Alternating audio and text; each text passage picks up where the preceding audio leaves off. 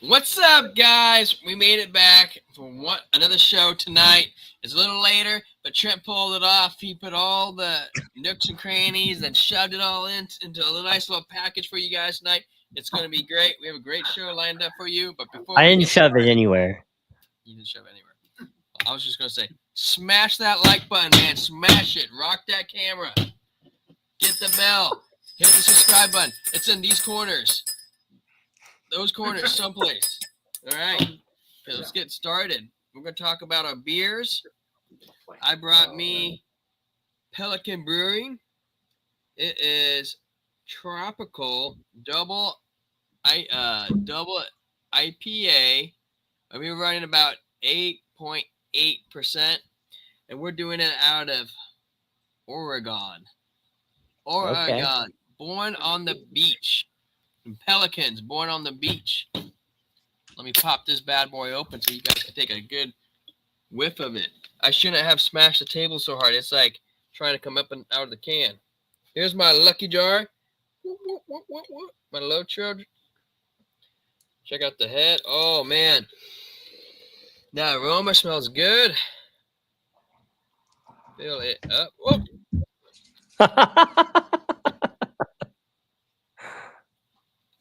Rescued myself. Not the way I want to introduce myself to the head. But when it comes, man, hard and heavy and fast like that, you just gotta go. Don't let it go to waste, and I ain't gonna spill it. Mmm. Wow. I'm gonna tell you right off the bat, way more fruity than yesterday. Way more of a punch than that puffy IPA I was drinking. Yeah, it had puffy, very soft. But the Pelican, man, I like it off the bat. Good flavor. Uh, double IPA. Kind of has I wouldn't say pine. It just very citrusy. Very citrusy. The aroma. Honestly, I kind of have a stuffy nose, so it's kind of hard to tell you, but probably smells pretty good. And so far, I like it. What you got for us, Trent? Well, this is a new beer from Monkish. We've got Ideas Spilled, Ooh, fancy. and it's a double IPA. No, just like This mine. time What percent? it's not a double dry hopped double IPA. So I'm expecting it to be a little lighter on the hops and more forward with the juicy flavors.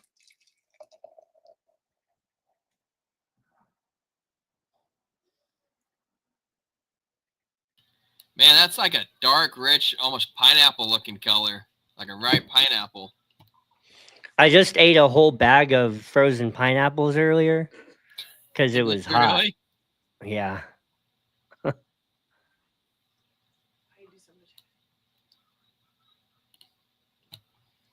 didn't mean to. It's a weird angle to pour. Um, Go the angle. Boy, you should try doing my angles. My head practically overfilled. I was looking again. I was looking at the pour. this is like on the nose and the palate. I'm getting like a strong mango note, Really? and the hoppiness. It's definitely there, um, but it's a little lighter than those double dry hopped ones that I'm used to.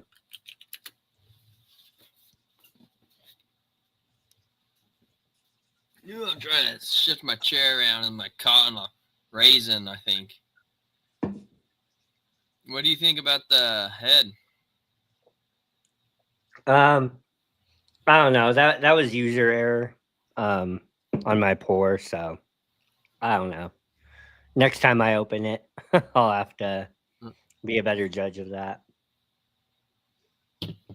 Um yeah, all in all I kind of like it. I mean, it drinks a little bit more like a single IPA. What It's percent alcohol? it feels like you can just kind of crush it, but it is 8.4%. Oh, I So got you beat today. Let's go, Pelican. Let's go, Pelican. Ooh, ooh. I don't know what sound does a pelican make, Trent? I don't know. I don't know. That's more of a chicken. I don't know. But yeah, this is not bad. I mean, I will say I'm glad that in my case that I bought of 6 4-packs, I'm glad that I only got 1 4-pack of this because it's definitely nowhere near better than the other two. So Really? yeah. Taste or In my case, I picked up 1 4-pack of this, and I did 2 4-packs of Foggier Window and 3 4-packs of and what was the first one I got? I tried it the other day. Anyways, I'll bring it back. um so moving on to our market overview. Um I'm looking at this this potential inflation report, this potential positive inflation report on Friday, and so it looks like the PCE inflation report, um, the consumer price growth, uh, it's probably gonna. Well, let me get to my article here. Um, Yeah, the PCE report is released monthly by the Bureau of Economics. I'll share my screen real quick. Sorry about that. Present, share screen. I was looking at their screen with the reflection of your face. So the PCE report released monthly. Oh, I need to add it to stage.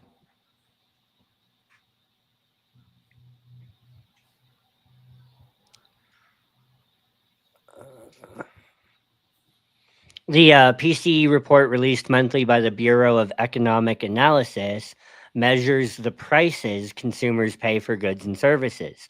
Unlike the Consumer Price Index, it's the Fed's preferred gauge of inflation, making it pivotal for monetary policy decisions. If Friday's print shows a further cooling in inflation, analysts say it could, one, soothe market jitters caused by trade tensions, two, strengthen the case for rate cuts, improving liquidity, and three, revive investor appetite for risk on assets like Bitcoin. And the other thing is that April is historically one of Bitcoin's best months. So, according to CoinGlass, Bitcoin has historically posted an average 12.9% return in April, ranking it among the top 4 performing months. A positive PCE could reinforce this seasonal strength.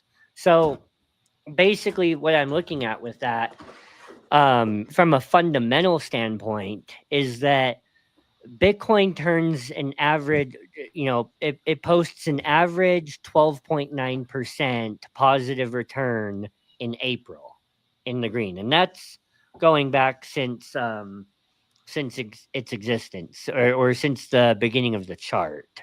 Right. I think the oldest chart out there is Bitstamp. But the thing about that is some of those April months are in bear markets, right? So, I mean, obviously, 2 out of 4 in every cycle, 2 out of 4 Aprils in every Bitcoin cycle happens during the bear market and during the sideways year. So, for Bitcoin to average 12.9% in April, that means that during the halving year, which we didn't get like a tremendous April last year during the halving, it's really the post halving years.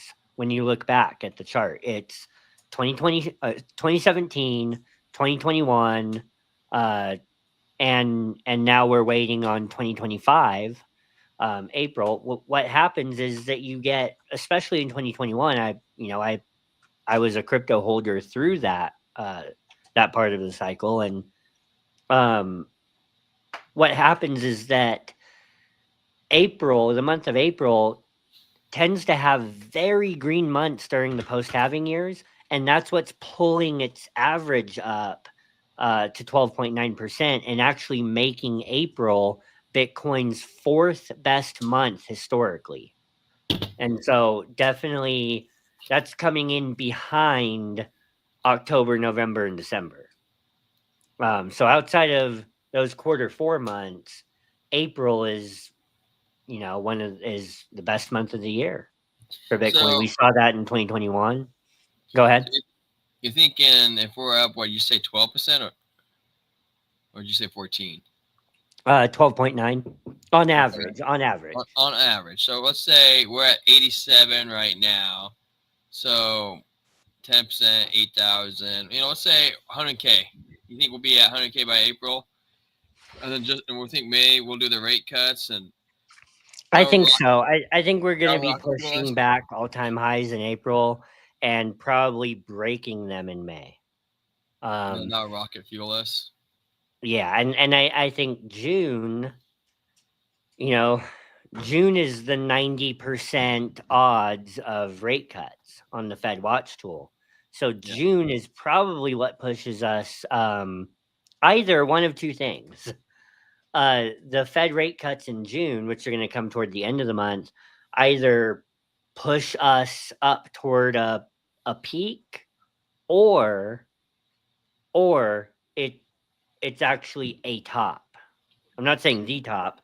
I'm just saying it ends up being a top because maybe things are already running away. The prices, the rate cuts get priced in, and just like the thing where, you remember Bitcoin Day in 2021 when El Salvador made Bitcoin legal tender, and literally on that day, Bitcoin dipped $10,000. Like, it's just one of those things where sometimes like the bullish news or the bullish event is actually it actually marks the top. And if that happens, I'm kind of looking at, July, August, September being bearish, and maybe we double top in quarter 4.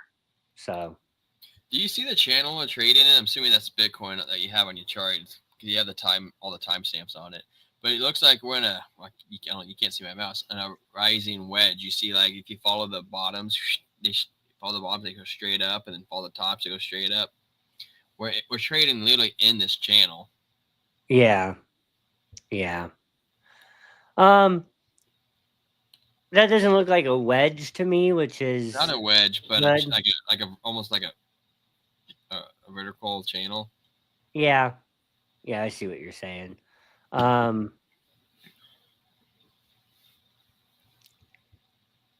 do you think about that? You could also say that I think if you draw from up here where my mouse is, you're kind of getting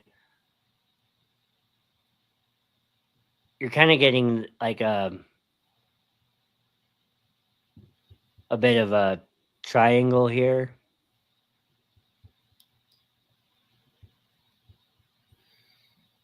Oh, yeah, right? maybe. If you draw it from those tops. So, and the move going into it was bearish, but I think that possible cup and handle, you think? At the tip? No, I wouldn't say so. Well, I mean, right here at the end of it. Yeah, right here at the end of it, but it is on the 4 hours, so it's not like huge. It wouldn't be massive, but it can, if that's the case, it can send us up. Yeah. I'm gonna take these off of my charts, and I do want to look at one thing. I think I forgot what it was. Let me go to the daily. I was gonna go back to that's what I was gonna do. I'm gonna go back to April of 2021. and give us some another of your good. thoughts while I do that. Well, I was gonna say I just pulled that we were on the 4 hour, and I just pulled up to the daily chart, and we have a blue triangle. It's usually an indicator with market cipher as a trend reversal, but a lot of the times you can see before we break out a blue triangle with a green dot, and again we are on the daily, and the green dot has not formed, but it is possible for it to still come because it still shows us having momentum to the upside that we haven't topped out yet. And we do get that green dot, which is possible. We will see a quite a good jump, probably back up to, I don't know, look at it up here. I'm in the ballpark of 96 to 100K is in the ballpark to that. And if we end up getting a short squeeze with that, we could see some pretty significant numbers coming at the end of it. Right. Which would be pretty good. Which would be pretty good as well as the VWAP for market cipher does show that it's above the zero line, which is also a very positive thing too if you get a green dot. So I'm going to measure from March 25th of 2021, which is what I was saying about that Bitcoin dominance breakdown, right? Oh yes, yes. So from this low here, we went from 50K to 64K in a few weeks. So percentage wise, that was a 28% gain when you measure top to bottom. If you measure from this low in January, almost the beginning of February, and you take this low here and you measure it to the top, you're looking at 117% gain in a few months. And I think that's, I don't think when you factor in diminishing returns, I don't think we're going to quite do that. But I think that we're looking at a really good, April, May, June, kind of like February, March, April was in 2021. And so if that's the case, maybe this thing is, we have a right translated cycle, a cycle that's shifted over to the right a little bit. And it could mark a December, January top. Yeah, that's what I've been ballparking that dates as well. It's really interesting because this market kind of feels like a little extended compared to last time. I don't know if that's an indication of it being a super cycle or not, but I was thinking like the typical bull run, sell in May and walk away. Everybody's heard that term over and over and over again, and it looks more like we will get a run in May, but the real finishing run, I was thinking more September to November. But I mean, Trent's just a month out past me saying December, January for a cycle top, and he probably could be right. And it does look like it's gonna be the later half of this year. Yeah, and regardless of whatever it is, the real point is that if you're up 4, 5, 6x, take your profits. Like, you have to think about your goals, and you have to resist the vice of greed in your heart so that you can take profits when you've met your goals. If you have a goal to buy a house, or you have a goal to have over a certain dollar amount sitting in cash, or you have a goal to pay off a debt, or whatever it may be, if you're meeting your goal, take profit. Take your profits. We were talking about last time with my Dogecoin, my last bull run, and I didn't really expect what I expected that bull run, and I had goals before I knew what goals really were. And when Dogecoin ran up to 20 grand, I was like, how cool and life changing would be to pay off my car. I owed I don't know, 14,000 at the time. So after capital gains taxes on short terms, because I was only in the market for 3 months.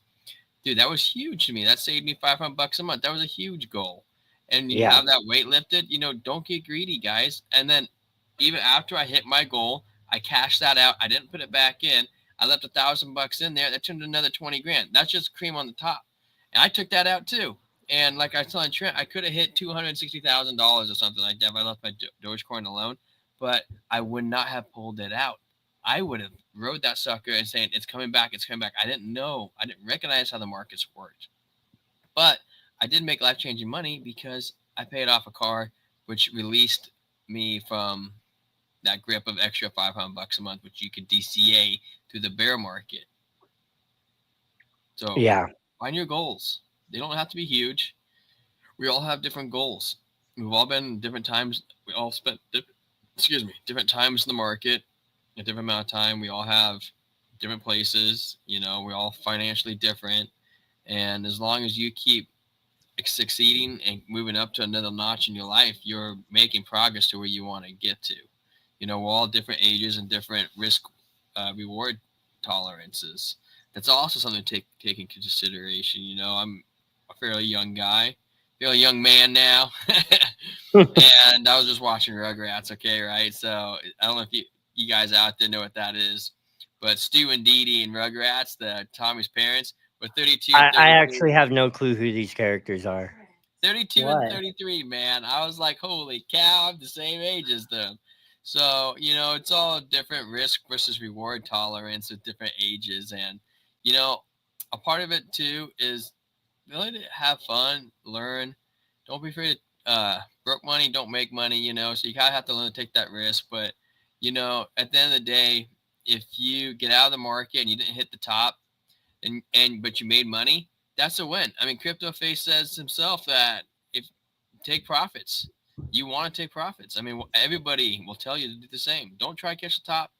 Only very, very few. I'll probably say only 1% people catch the top. And even if you could get the top and you saw it, that doesn't mean there's an amount of orders existing for you to even get yours filled. And typically Right. those are bots. Those are all bots. Humans aren't that fast. And so the people who are catching these tops are way smarter than the typical average person. Yeah. I do want to talk about one thing when it comes to the market this year. And I'm like kind of a nerd when it comes to like the laws of logic and stuff. One of my favorite breweries is called Bottle Logic, and every August they do something called the Week of Logic, and they release some bourbon barrel aged stouts, and they do these. Everything is themed around like different laws of logic and stuff like that. But anyways, like I was thinking about the idea of logical fallacies and how it applies to market psychology. And there's three of them that I kind of just want to go over real quick. One logical fallacy when it comes to the markets is what's called the sunken cost fallacy, right? And this happens when you stay in a bad trade because you're already invested, right? And right now, guys, is the time to not make that mistake, right? You may be in whiff or something like that because you bought it when it was high, and now it's through the floor, and you're hanging on to it. And I'm not telling you to hang on to it or not to hang on to it. I don't know. I can't answer that for every person. It depends entirely on your average entry cost, guys. Like if you can hold that much of it and you can buy right now and lower your average entry cost, like I'm not saying whiff isn't going to go back up to $4. And that's a huge bounce if it does. Like I'm not telling you not to buy it. I'm just saying don't do the sunken cost fallacy. Don't just stay in something. I don't care what it is. Don't just stay in something that's not making you a believer in that asset And price performance is just one part of that. But don't stay in something because you think you're already invested, so you have to stay in it. You know, sometimes getting out of a bad investment, even at a loss, is is a good thing. So Well, then you could write it off at the end of the year in like losses or whatever. And also, like, you sometimes you have to sell off because you hold too many coins. You try not to over diversify. I think this is me. If you have 100 grand, which is a lot for most people to be in the markets, you shouldn't have more than 10 coins. And yeah, I think that's 10's a lot. I yeah, I don't think I would buy 10 coins of 100 grand. If I was me, I'd probably pick 7 coins. I think 7 coins is probably a solid number for 100K. I And you made just that build it. mistake and I ended up shaving some of those down. Yeah, and a lot of the times we find projects we like, we buy into them, but then either the development's not where it is, the market's not where it is, and you start realizing like I probably shouldn't have bought into it. That was a mistake. I'm going to diversify into whatever that you really do believe in. Yeah. And you kind of just scale that down. You have 30 grand.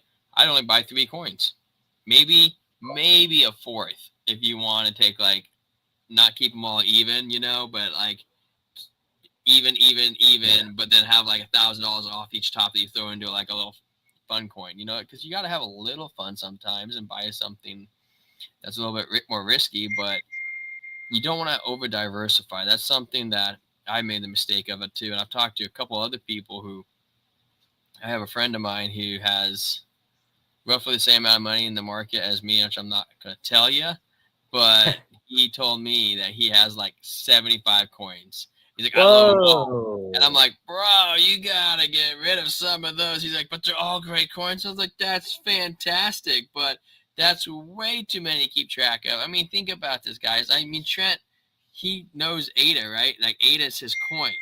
He could tell you every single spotlight, everything he's doing with that coin. And you're telling me somebody could keep track of all 75 coins and tell me that No, what the project's doing? You can't. There's no way. no. You're taking somebody That, like, else's word for it. you're not gonna time the top for 70. You're not gonna time the top for one coin.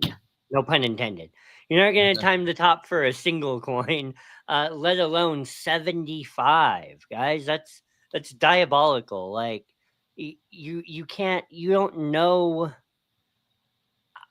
God, over 40 of those coins, he probably doesn't know anything about the white paper. Like, maybe he does. I mean, but even still, it's just too many coins to keep track of, to know about, and to time. It's absolutely wild. And there's also there's no world in which all 75 of those coins are going to be Top 100. there's no way that they're all going to be significant in Yes. 4 years. Well, that's something also you could take away from it too, because this individual has more time in the market than I do, and yet, Yeah. like I should say, he's been around longer.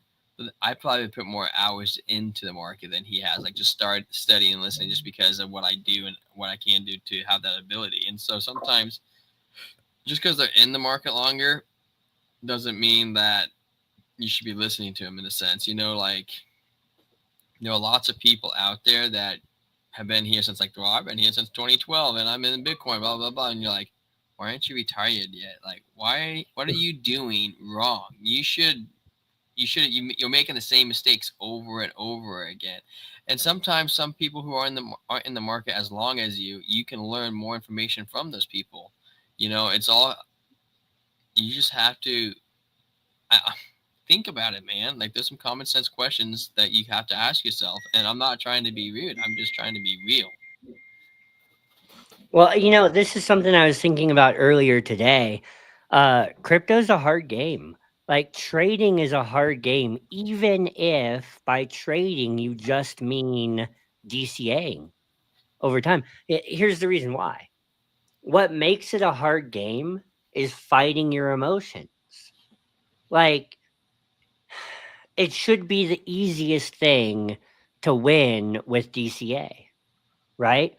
But so many people have this story where it's like, they're just like, taking loss after loss, and what happens is you write it up, and then during a dip, it's the right one that hits you, and it's like, now I'm gonna panic sell, you know.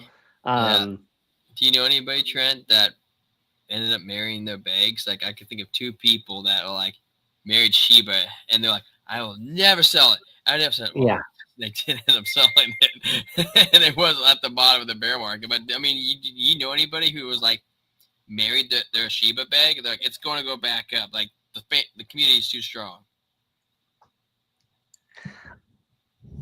I got one word for you, 2 words: Caspa community. That's all I'm gonna say.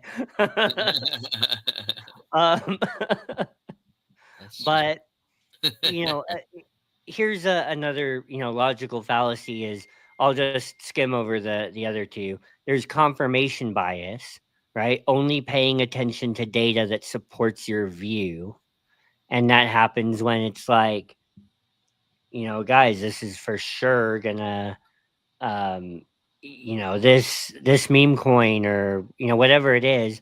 A good example is like Sandbox in the last cycle. This kind of goes back to the sunken cost fallacy, but there's confirmation bias too. Like, there was an echo chamber of people convinced that Sandbox was going to put up the kind of gains that it did in the last cycle, even though the token supply increased like the US dollar on steroids. Like, the token supply increased so much that it became almost impossible for Sandbox to go back to $8. And I actually didn't know that. when oh yeah, yeah, it was I got rid of that thing. I got rid of that thing like maybe end of 2023. Think about And like I was buying in 2021, and unfortunately I was buying through 2022. Like, yeah, during the on the way down, and it like was a bad decision. people But, don't you recognize know token unlocks either. That sucker gets everybody. Token yeah, unlocks. A lot of times you'll find good communities, good projects, and you'll be like, I'm going to buy this in the bear market because that's what I'm going to do. And token unlocks, man, they will ream you if you're not paying attention. dude, like, literally in the bear market, 50% Bitcoin, and the altcoins that you're buying during that first year in the bear market should be coins, obviously, that you believe in and think are going to be around in the next cycle, but they should be coins that uh, have a circulating supply that is almost near the max supply, if there's a max supply on that coin. If So, there's not a max supply, it needs to be a coin with a low inflation rate. do you Because know how that much Grow inflated in the bear I market? don't know. I guess Uh, 10%. five. What, dude? Five That's percent. It's one of the very few coins that has different, very small inflation rate. That being said, they did mint 70 million more tokens this last week, but it's a little right, right. different because it's a treasury, and they're not going to sell them all at once. And Yeah. also, if you think about it too, is that now they got. Well, I was going to go into the news, but you know what? Well, Maybe the bull market is when you want unlocks to be happening. well, that ends like I'm just gonna say it because I was gonna read it. I might read into it more later, but everybody's. I was talking yesterday how it's gone up 30%. Well, Yeah. they just had the announcement that Crypto.com partnered up with True Social's parent company, TrueFi or TrumpFi, or what? Pardon me if I get that wrong, but they partnered up with that parent company for ETF baskets that they're coming out with Bitcoin, XRP, Solana, and Crow token Yeah, because let's go ahead now and they got jump this. into that. Let's go ahead and Well, jump into that. well, then you got this thing now where they're going to have this excess amount of people coming in. Well, now they can offload some of their tokens and build a community treasury up. And as we saw last bull run, Crypto.com literally spent a lot of money marketing and building, marketing and building, marketing and building. What do you think is going to happen this time? In fact, like I said, they got invited to the Crypto Summit. They have a plan. You want me to go over here and pull up the letter that I Yeah. have? No, it might get a little bit blinding. It's so blind. It's so bright. So I'm going to go ahead and read this for you guys. At least I'll skim over most of it. It says, Trump Media Technology Group Corp, NASDAQ, DJT, and TMTJ, TMTG, or the company operator of the social media platform True Social, the streaming platform of True Plus, and the fintech brand TrueFi, has signed a non-binding agreement to the partner of Crypto.com, America's premier of crypto trading platform, to launch a series of exchange-traded funds, exchange-traded products, collectively ETFs, through the TrueFi brand. The ETFs made available through Crypto.com's broker-dealer, Forest Capital US LLC, are expected to comprise digital assets as well as securities, with Made in America focus spanning diverse industries such as energy. Crypto.com will support the back-end technology, provided custody, and supply of cryptocurrencies for the ETFs, which are anticipated to include unique ETF baskets of cryptocurrencies, incorporated Bitcoin, Chronos, and crypto assets. Planned to launch later this year, to subject definitive agreement and regulatory approval, the funds are expected to be widely available internationally, including the US, Europe, Asia, and across existing platforms and brokerages. And I could keep reading on about that, but that's just telling you, like, guys, the planning. Chris, Crypto.com, he knew what he was doing when he was doing the remake. In fact, he decided that after he went to the Crypto Summit. So you got to wonder, what are they planning? And I don't know if you guys knew this or not, but because they are a privately owned company, they don't have to share their growth and their income and what they spent. But Chris did on X, and they net profited about $300 million. And also off of that, they went from 100 million users last year to 140 million. That's over 30% growth. And they're anticipating these ETFs. You're gonna have even more growth coming. This is huge. This is huge. And when I say gross, like, I don't mean like the number was way bigger, but after marketing and paying everyone's salaries and doing all these fundraisers or whatever they did, then the take home, the cream that they took home was $300 million. That's like profit. The cream. The cream, man. We love the head.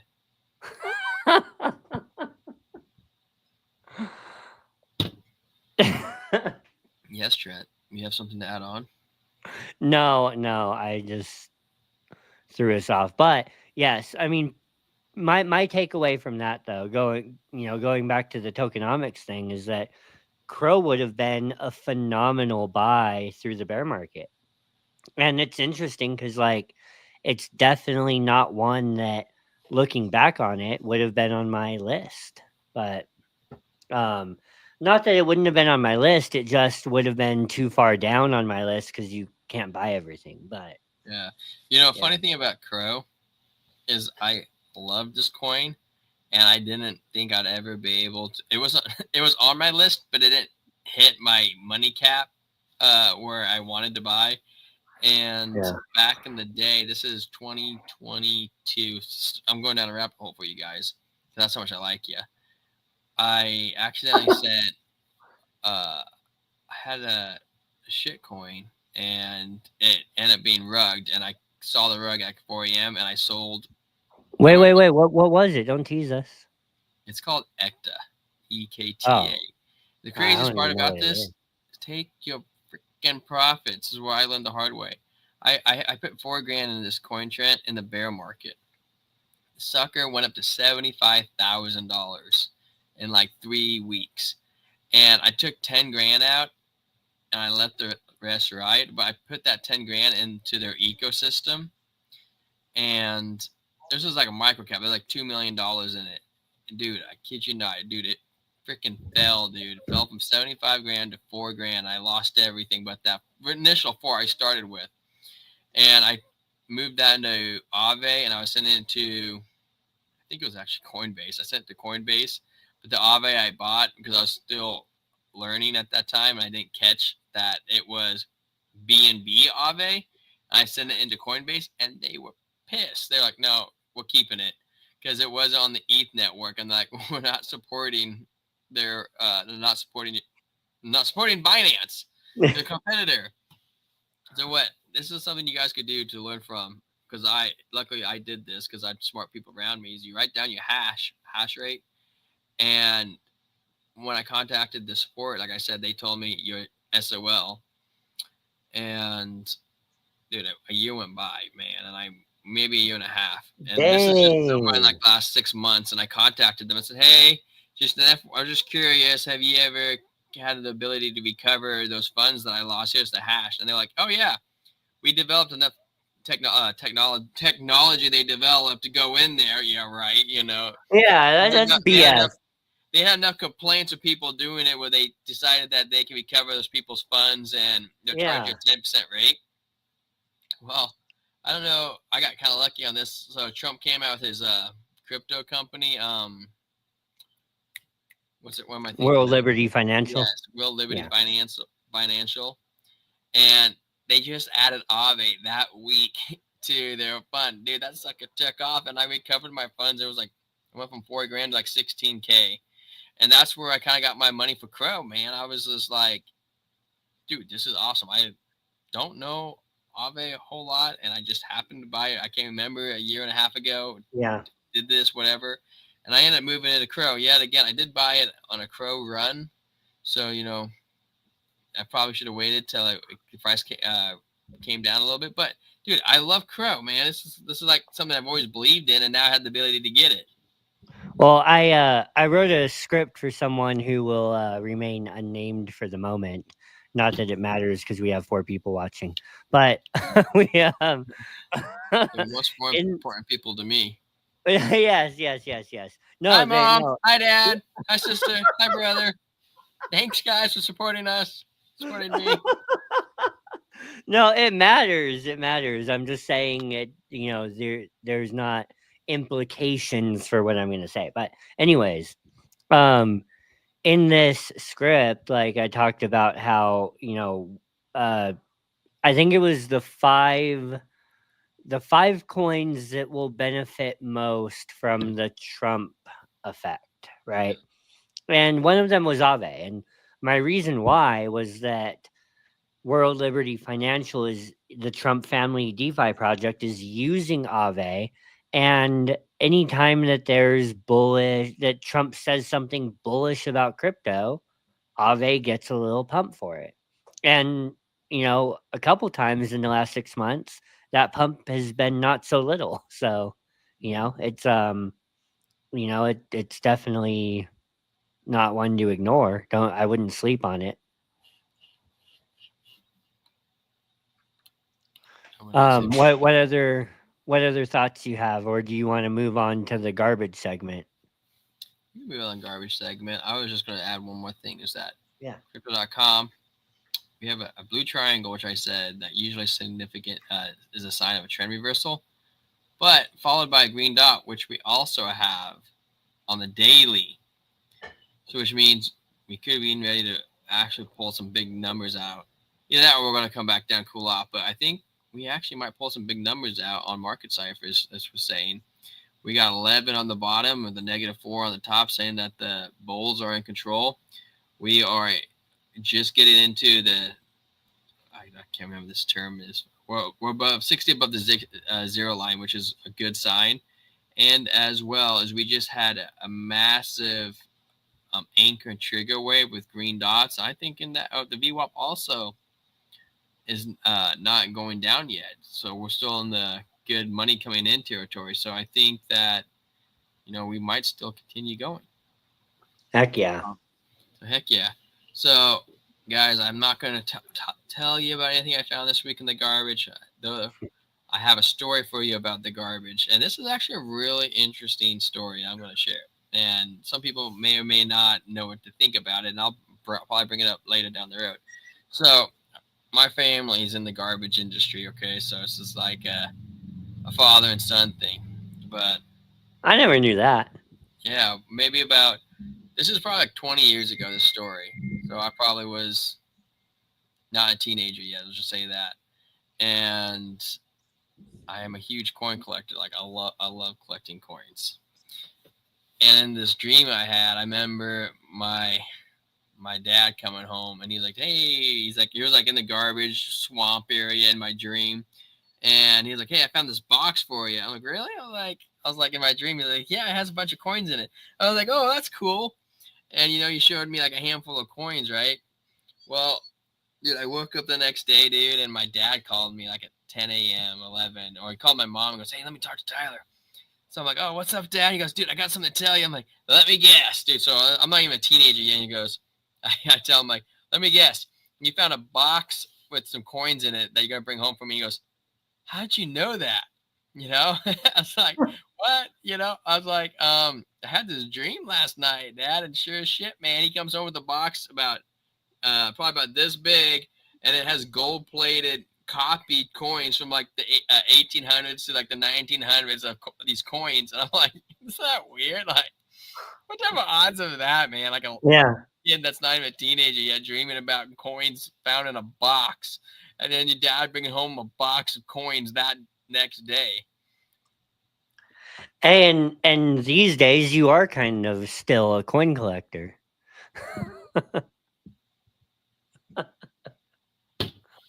You know, you know it, man. I get my coin on all day.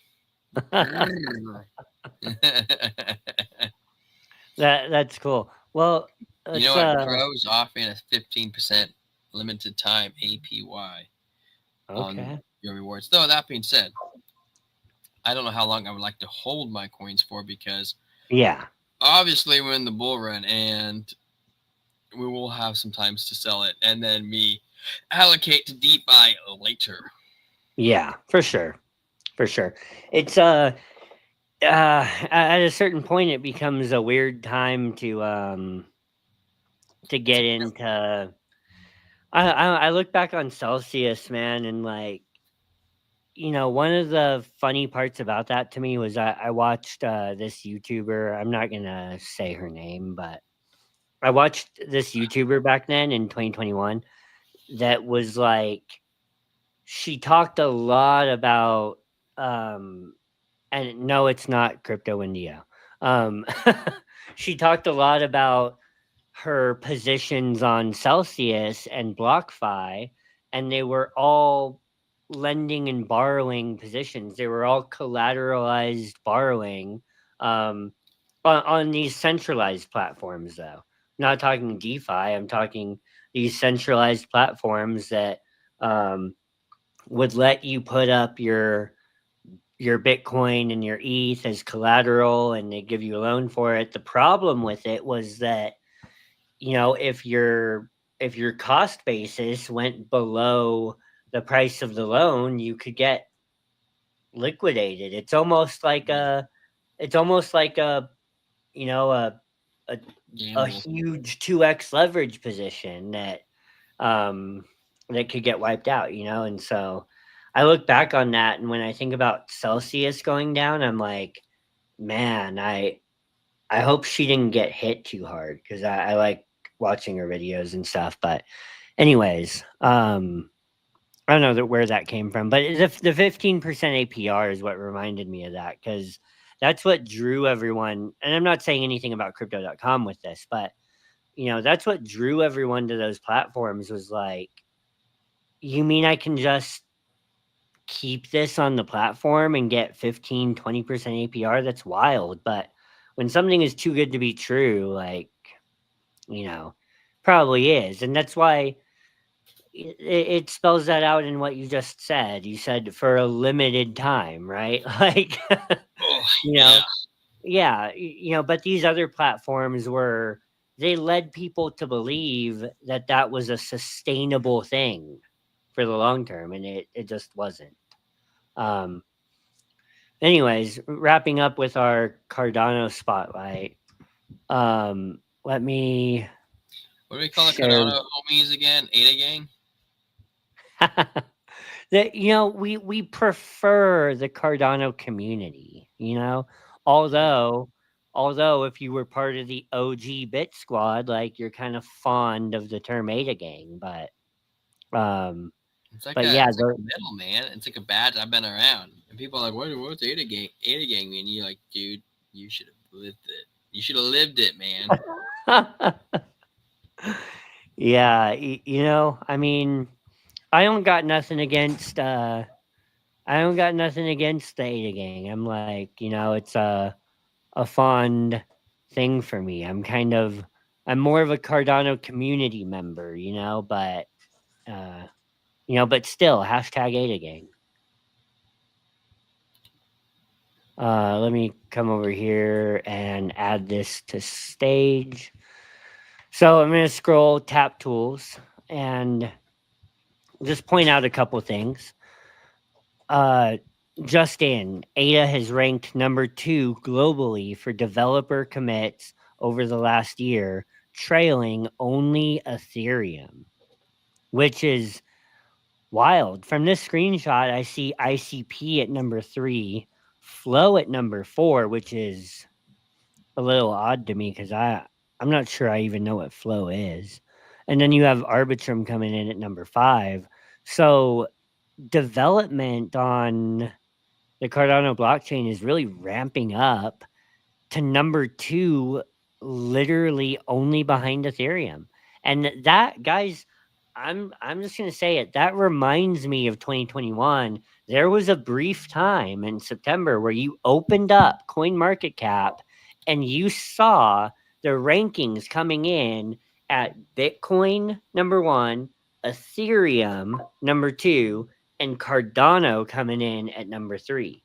And I'm not saying we're going to see that this cycle. I think the only reason we saw it in the last one was because XRP was suppressed. Yeah, because of the XRP lawsuit. is so much more superior. It's not that it's superior; it's just different. Wait, It's wait. What's the market cap? yeah. But look, superiority is not just about numbers. Like Cardano is changing lives in Africa, literally. Have you And seen that's it what life changed? huh? Have you seen it? Yeah, I've seen the case studies. Yeah, like I've seen the I'd love to research. see this case studies too. But it's the ethos of No, it is what? XRP is changing lives of the whole world. Yes. I know. So is Cardano though, but it's the ethos of it. It's banking the unbanked, the underprivileged. It's giving the 2/3 world access to finance that they've never had. Like, and it's truly decentralized. So in terms of the only I'm going to go on a rabbit trail for us. Again, there's only 4 of us watching.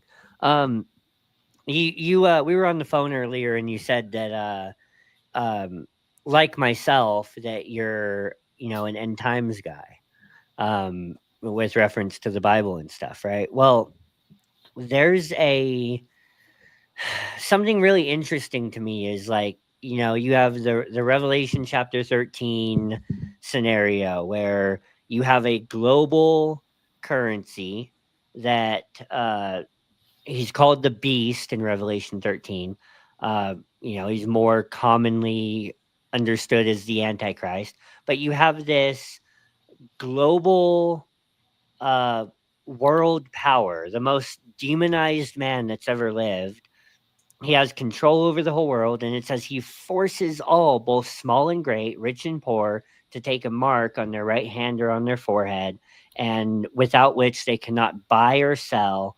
And to receive the mark, they bow down and worship the beast and the image of the beast, right?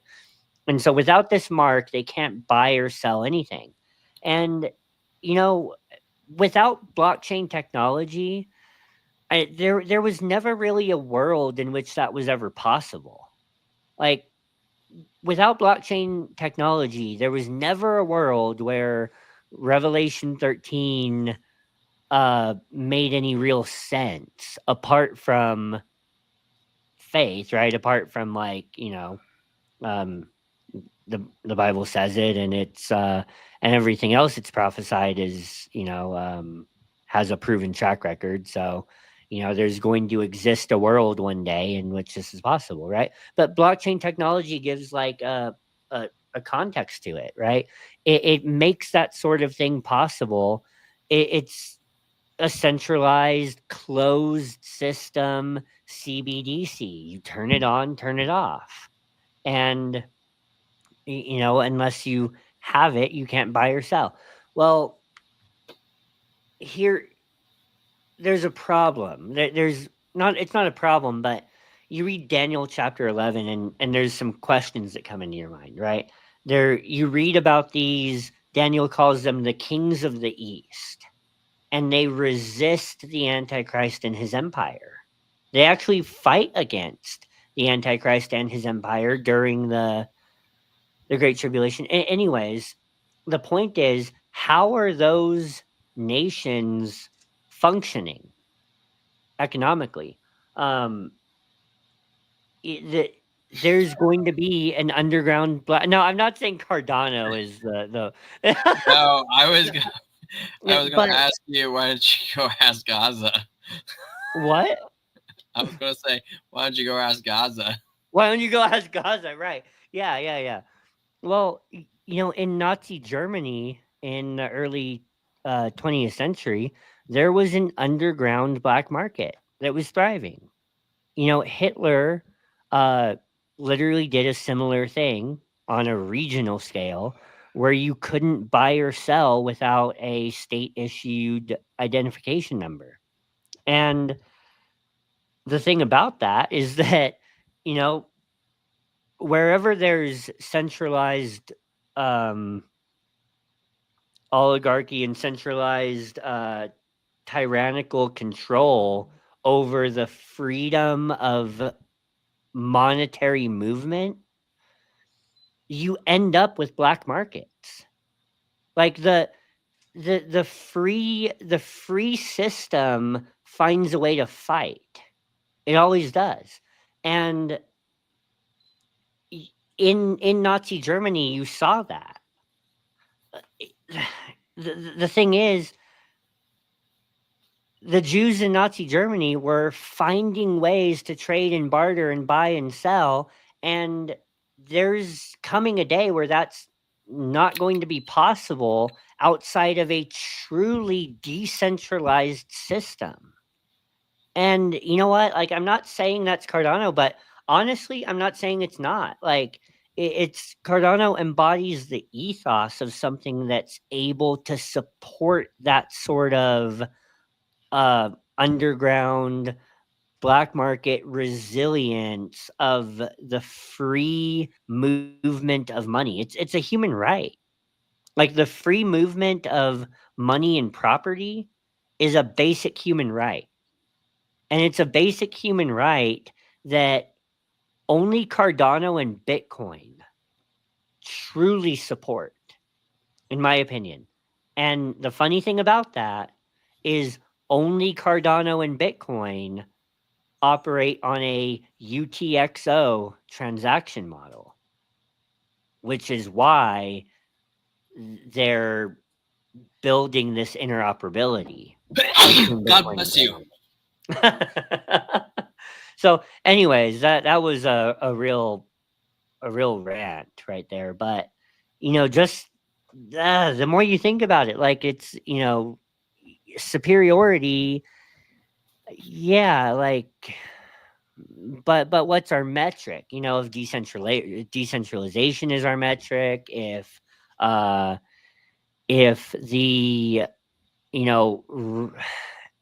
if the inalienable rights of life, liberty, and the pursuit of happiness are the measure, then, like, man, I don't see what beats Cardano out there. If we're talking about the sheer amount of money that's going to get moved, yeah, XRP is going to be number one. Literally by the a long number shot. one coin, Yeah. I think. But I think too.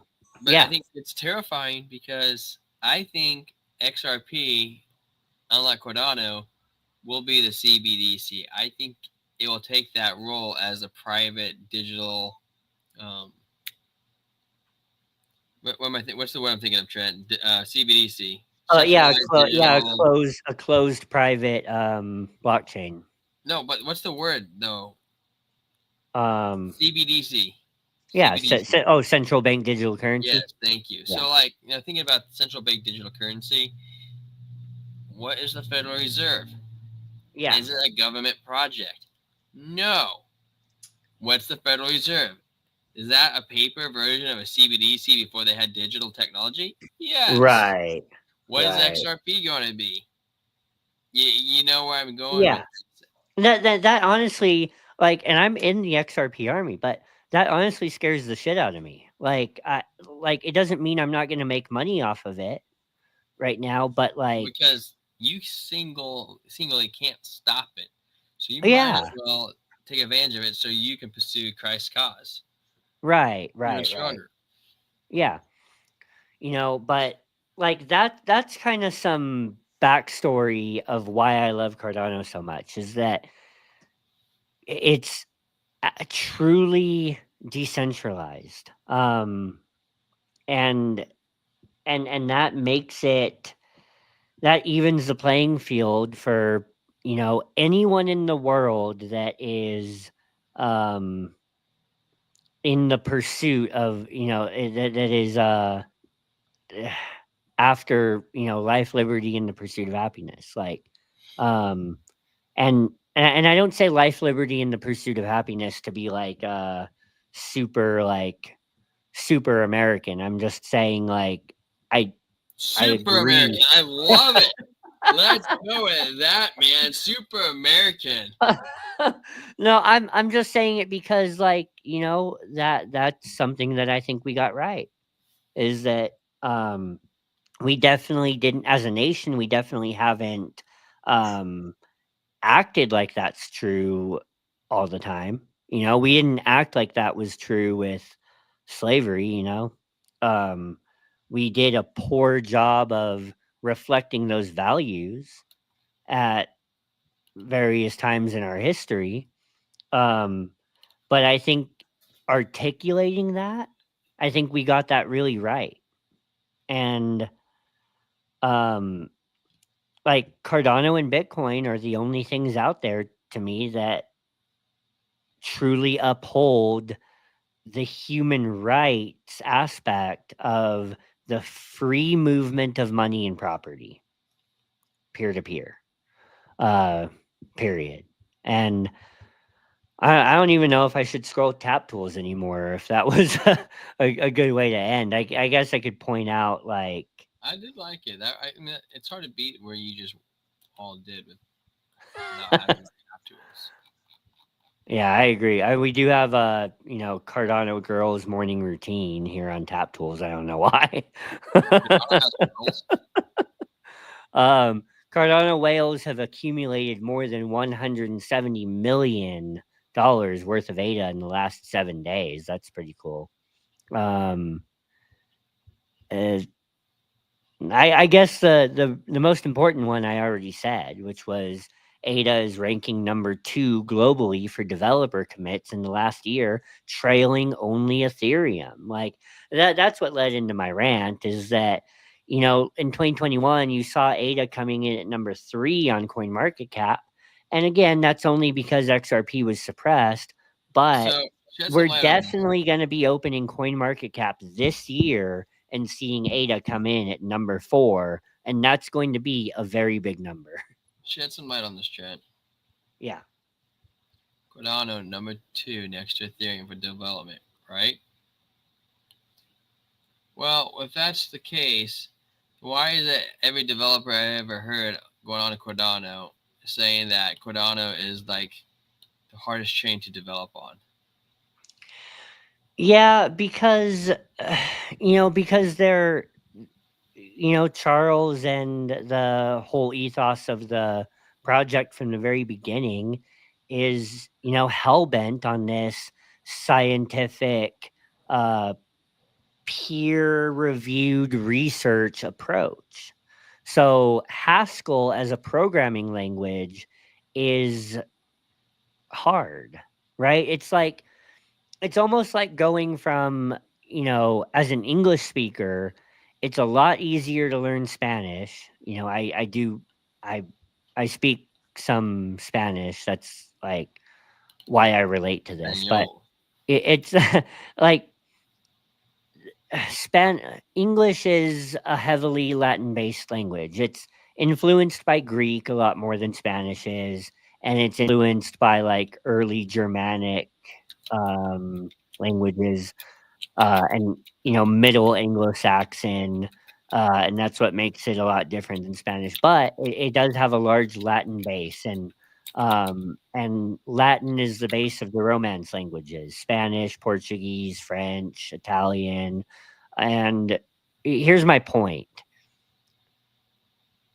going from those Latin-based languages, it's relatively easy to learn another Latin-based language. But going from Spanish to Portuguese is way easier than going from Spanish to Mandarin, right? That's what you have with Haskell. Haskell is Mandarin. Like it's a difficult programming language, but uh from the onset they did it with security in mind. They did it with uh prioritizing, a scientific based, peer reviewed approach. And looking at Hal in the comments. And so it, it started with this emphasis on scientific, peer reviewed approach, and they knew that that was going to mean a slower roadmap. But Charles didn't care about that because he would rather get it right the first time than go back and make a bunch of changes down the road. So, yeah, it's not going to be most people's cup of tea if you're a developer, but there's solutions for that rolling out. It was part of the Plutus rollout where you can there's tools integrating now where you can program in whatever language you're used to, and it can translate to Haskell. So there's tools for that rolling out. It's becoming easier and easier every day. And if the developer commits are behind our number 2 to Ethereum right now, can you imagine when every developer out there has full integrated access to develop on Cardano in their own language? When that's a fully realized thing, imagine where the development's going to go then. If it's number 2 right now, and it's hard. It's number 2 right now, and it's hard. Imagine where it's going to go. I was trying to respond to Hal, trying to tell him, let's make ADA great again. But for some reason, I can't figure out why as soon as I start typing random letters, it just posts random words. And I'm like, why is it so thorough? And then I try to change it, and it went to poetry. I'm like, why can I not say any other word? What is going on in here in my word script? Did I hit like a random key or what? I'm like, no, scroll over. And I was like, let's do make. Then it goes but. I'm like, no, I don't want it to say but. That doesn't make any sense. And I erased but now this is there. And I'm like, wait, why is this there? Now I erase this, it goes to poetry. I'm going poetry after erase of, and I go to erase of, and I can't erase of. It's like stuck. Or I don't know. What? How? I'm sorry. I try to respond to you. It's dead. I tried. I've Well, never seen that what? before. How about our final thoughts? Final thoughts? Yeah, Pelican. Never tried it before. Great. It's great, man. great. He said. The aroma was good. I couldn't really smell it, so I'm not gonna lie. But what I thought it smelled good. The taste was great. Um, got a good, nice little buzz off it. I like the 8.8%. I think that was actually a good balance to a double IPA, and I think that the flavor was phenomenal, man. I didn't have any complaints. I'm gonna see what I gave the puffy IPA. Remember yesterday was like a 6.2. I'm gonna give this one an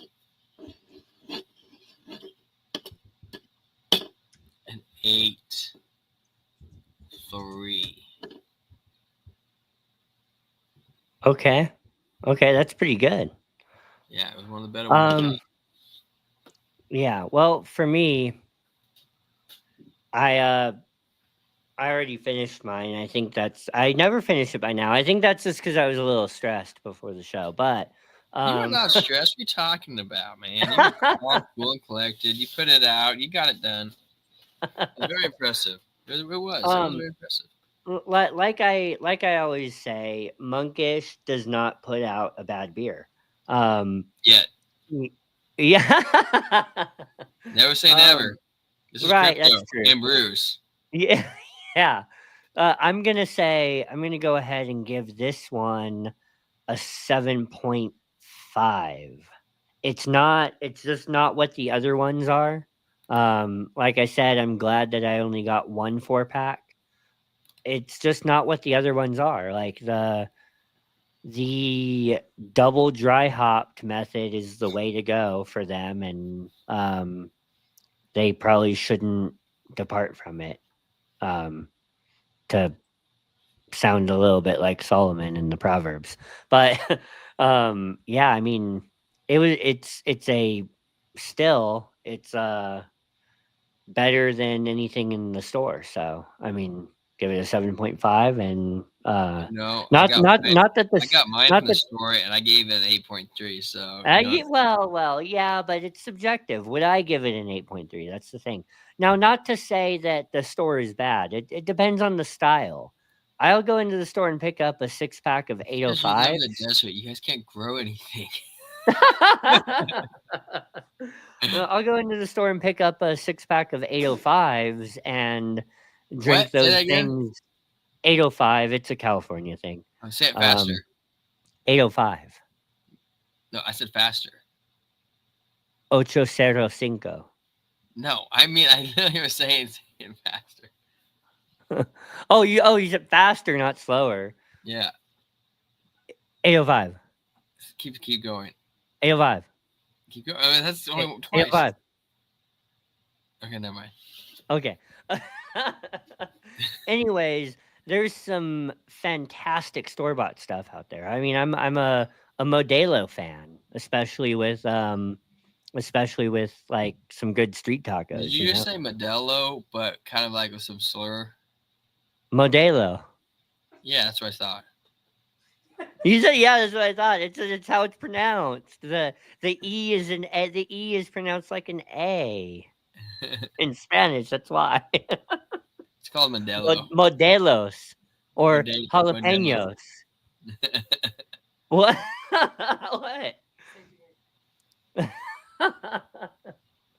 Anyways, I'm not harping on store bought stuff. There's some great store bought stuff. I'm just saying, you know, I give this a low rating for Monkish, but if I walked into a store and found this, I'd be excited. Pleased. So yeah, for sure. So 7.5, but 7.5 solid to me. I Ranger, come here. I think anything over a 5 is good. That's my scale. So And anything below a 5, don't buy. That's how it goes. Anything below a 5, don't buy. yeah, exactly. You're right. Yes. Well, It's a good way to end the night, my friend. You know what we say?